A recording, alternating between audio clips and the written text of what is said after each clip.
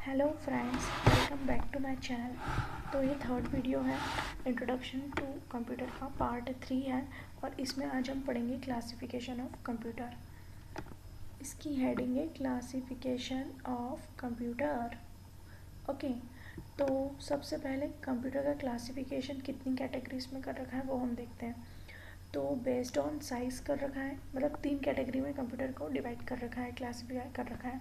तो फर्स्ट है based on size के बेसिस पे, सेकंड है बेस्ड ऑन वर्क के बेसिस पे, और थर्ड वन है बेस्ड ऑन पर्पस। ठीक है, तो जो साइज़ है उसके बेसिस पे क्या क्या है, micro computer, main frame, mini computer and super computer. ठीक है, उसके बाद हम देखते हैं वर्क के बेसिस पे। तो analog computer, digital computer and hybrid computer, इसको अभी हम डिटेल में पढ़ेंगे। इसमें आप देख सकते हैं कि एनालॉग प्लस डिजिटल को प्लस करके बनाया जाता है hybrid computer. Okay, third one है पर्पस। तो दो टाइप के पर्पस होते हैं, एक तो जनरल पर्पस होता है, एक होता है स्पेशल और स्पेसिफिक पर्पस कंप्यूटर। तो वही जनरल पर्पस और स्पेसिफिक पर्पस कंप्यूटर। तो ये 3 कैटेगरी में डिवाइड किया है क्लासिफिकेशन को, और इसमें बेस्ड ऑन साइज, वर्क और पर्पस। ठीक है, अब हम सबसे पहले देखते हैं कि बेस्ड ऑन साइज इसके अंदर कौन कौन से आते हैं। 4 टाइप के आते हैं, micro, mini computer, main frame computer and super computer. तो सबसे पहले हम बात करते हैं माइक्रो कंप्यूटर। माइक्रो यानी आप सबको पता है माइक्रो यानी क्या होता है। माइक्रो यानी सूक्ष्म, बारीक, ठीक है, और बहुत छोटा, ये चीज़ें आती हैं माइक्रो कंप्यूटर में।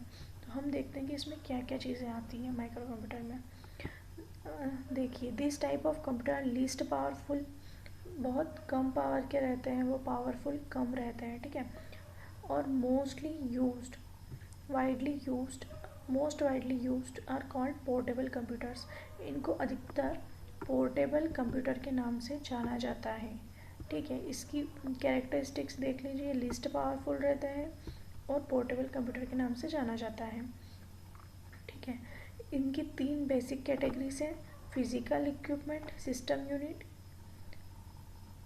इसकी 3 बेसिक कैटेगरीज है और फिजिकल इक्विपमेंट की, जिसमें आता है फर्स्ट सिस्टम यूनिट, ये है फर्स्ट कैटेगरी। सेकंड वन है इनपुट यूनिट, ये है सेकंड कैटेगरी। और थर्ड वन है मेमोरी यूनिट। ओके, तो सबको पता है कि इनपुट आउटपुट क्या होता है, मेमोरी क्या होती है, स्टोरेज करने के लिए जो अपन मेमोरी यूज़ करते हैं वो होता है। ठीक है, अब इसमें हम पढ़ते हैं कि कौन कौन से आते हैं, मतलब किस किस को बोलते हैं कि माइक्रो कंप्यूटर के अंदर कौन कौन से आते हैं। तो आइए हम देखते हैं। माइक्रो कंप्यूटर के अंदर आपको दिख रहा है डेस्कटॉप कंप्यूटर और पर्सनल कंप्यूटर। तो सबको पता है कि डेस्कटॉप कंप्यूटर क्या होता है, या फिर पीसी यानी पर्सनल कंप्यूटर क्या होता है। इसका फुल फॉर्म ध्यान रखना, पीसी का पर्सनल कंप्यूटर होता है। ठीक है, ये मेन क्वेश्चन है।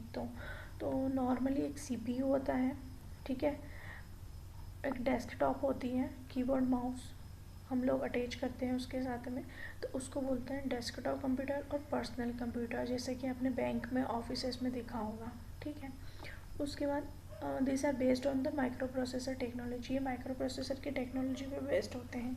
और ये देखिए आईसी का फुल फॉर्म होता है, ये भी फुल फॉर्म याद करने की नीड है, इंटीग्रेटेड सर्किट, ये मेन फुल फॉर्म है, ये आपको याद करने की नीड है, ये बहुत बार यूज़ हुआ है। ठीक है, सेकेंड वन हम देखते हैं लैपटॉप।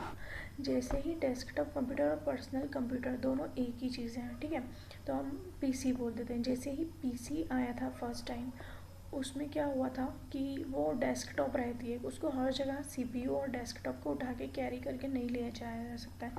तो फिर लैपटॉप लॉन्च हुआ, लैपटॉप को अपन कैरी करके और ले जा सकते हैं कहीं पर भी। बट एक इशू ये भी था कि लैपटॉप की जो साइज़ है वो बिग थी। तो उसके बाद बहुत सारे अलग अलग इन्वेंशंस हुए हैं, वो हम आगे पढ़ेंगे।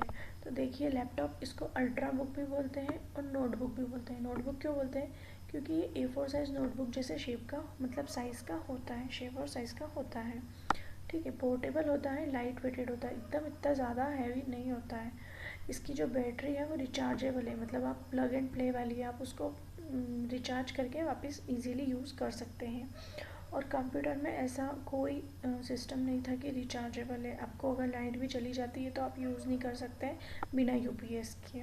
अब यूपीएस क्या होता है? अनइंटरप्टेड पावर सप्लाई, इसका फुल फॉर्म होता है और आपको आगे डिटेल में बताऊंगी कि यूपीएस क्या होता है, ठीक है। पर लैपटॉप में ऐसी कोई प्रॉब्लम नहीं थी, क्योंकि लैपटॉप की जो बैटरी है वो रिचार्जेबल है। तो अगर आपकी बैटरी चार्ज है और लाइट ऑफ है तो भी आप उसको यूज़ कर सकते हैं और एनी वेयर, कहीं पर भी ले जा सकते हैं। ये इसकी मेन क्वालिटी है, ठीक है। अब हम पढ़ते हैं कि हैंडहेल्ड और पाम टॉप ये क्या चीज़ है। तो हैंडहेल्ड क्या होता है?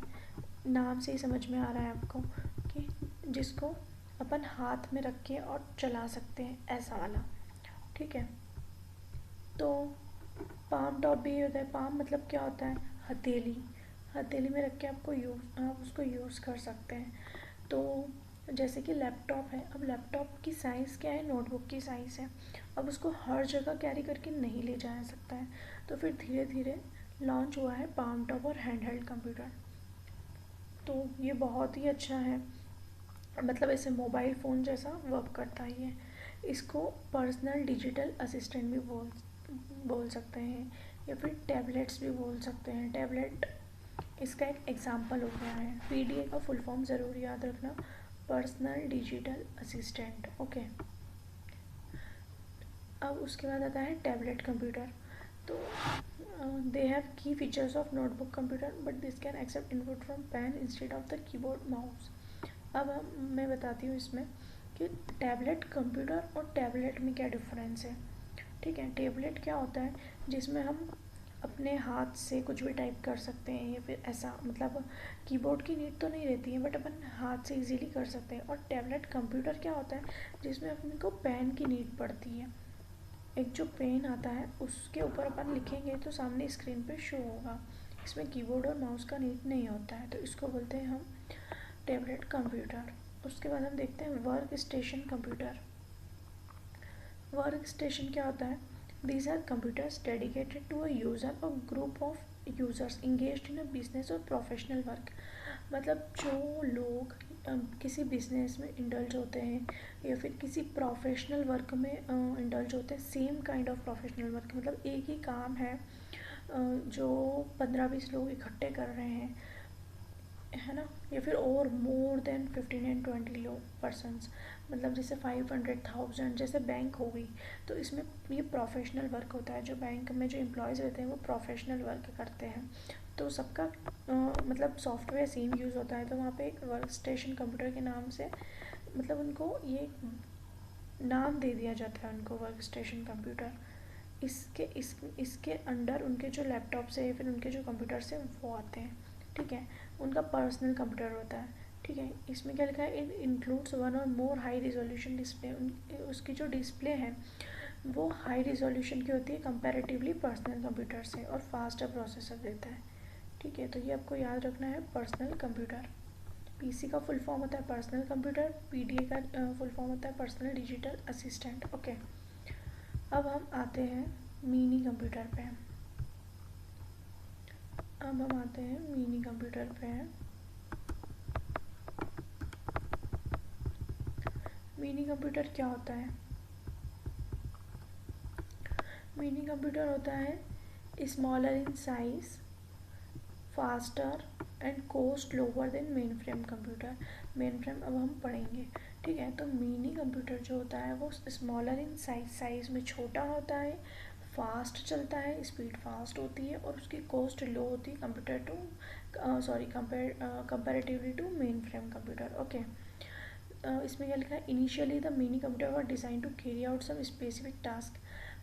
इन्होंने बोला है कि इनिशियली जो मिनी कंप्यूटर है वो डिज़ाइन किया था सिर्फ स्पेसिफिक टास्क मतलब टास्क कवर करने के लिए, जैसे कि कंप्यूटर एडेड डिज़ाइन जो इंजीनियरिंग में होती है वो वाली चीज़। इसका भी फुल फॉर्म आप याद रखना है, CAD का, कंप्यूटर एडेड डिज़ाइन। लेकिन बाद में फिर उन लोगों ने इसको जनरल पर्पज़ के लिए यूज़ करना स्टार्ट कर दिया था, ठीक है। अब हम देखते हैं मेन फ्रेम कंप्यूटर क्या होता है। मेन फ्रेम कंप्यूटर क्या होता है? जिसकी जो मेमोरी स्टोरेज रहती है वो बहुत लार्ज रहती है, ठीक है। Large internal memory storages and comprehensive range of software, और सॉफ्टवेयर भी बहुत सारे होते हैं जिसके अंदर।